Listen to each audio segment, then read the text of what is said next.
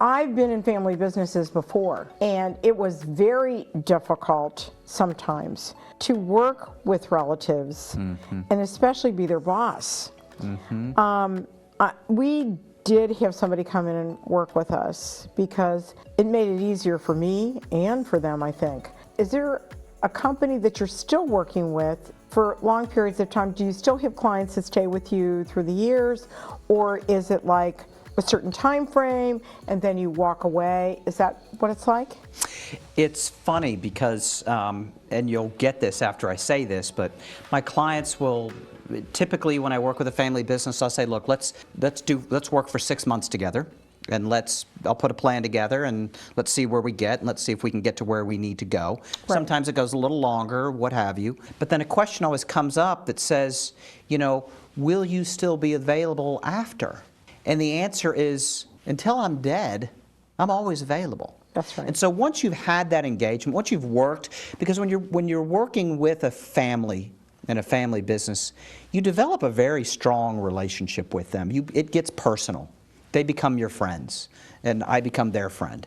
Most of my clients, when I go to see them, I stay at their house. I don't stay in a hotel. Well, that's a funny thing too. My clients are like that, and they feel very secure, and I'm very honest and very frank with them, and I say that from the very beginning because I really believe that you have to be, especially in the business that I'm in. Right.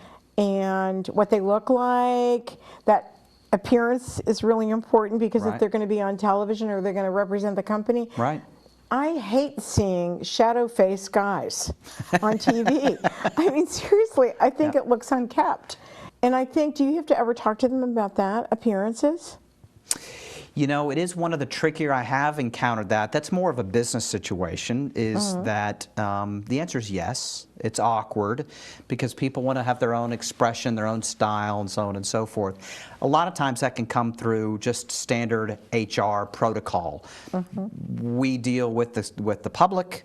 We need to put forth a certain image, and having that certain image, means that you need to come with clean clothes, and you have to wear a belt, and you need to appear a certain way. And it's not a particular person, so typically you start at a broad level and say, hey, we have to have a nice appearance. You get it documented down.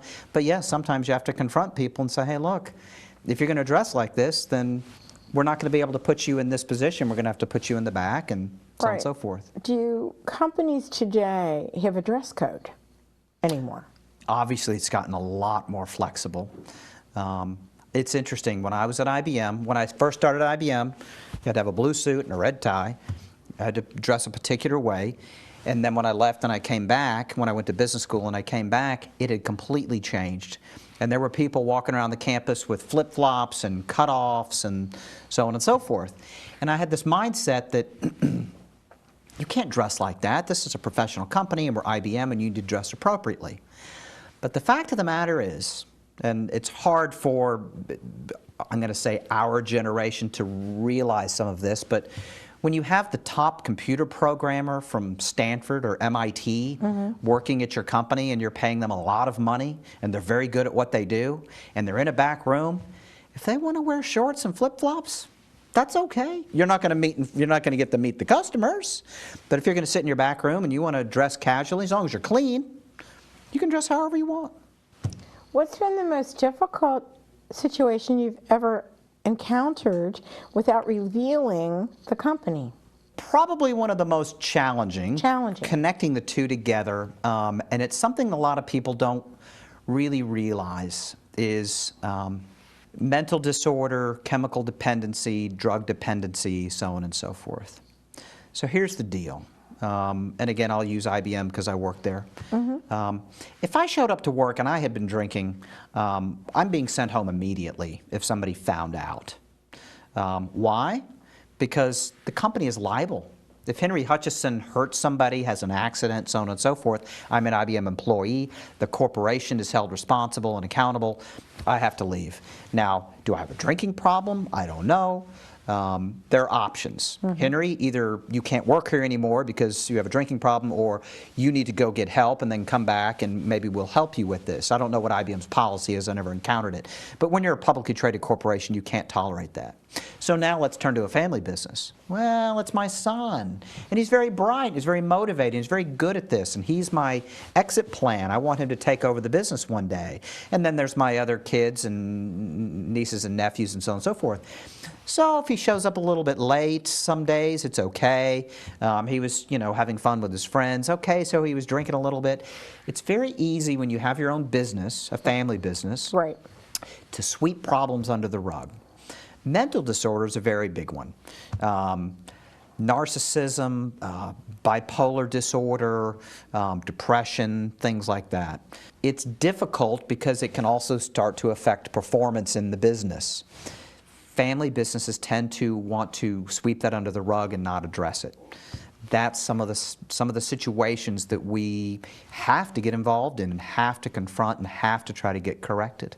Do you think sometimes in family businesses that parents expect the younger generation to take over, and that it could cause those type of problems, depression, alcoholism, because they don't want to do it? It could, but I don't typically see that. But I mean, you do see, what you see is, the dad really wants the son to do this, but maybe the son really doesn't want to do it, but is going along with it because he doesn't want to disappoint his father, for example.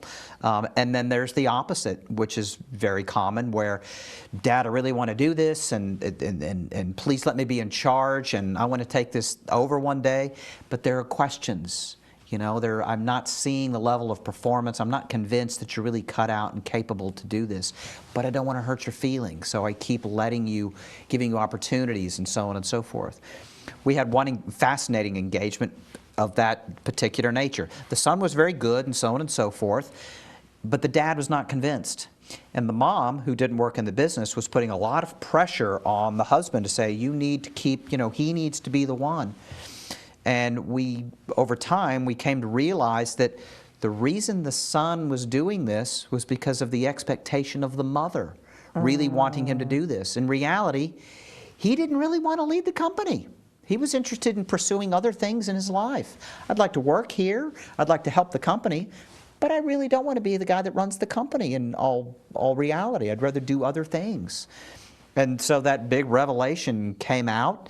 The interesting thing is that now that that's gotten out on the table, he's actually become a better employee, and they had a daughter who was not working at the company, who was skyrocketing career. Turns out that she's the one that was the most appropriate to run the business. So they've brought her in. The son's happy, the dad's happy, everybody's happy. A lot of times you don't look at those family members that are not working at the business, because you can bring them in and they are available, and you should look over there sometimes.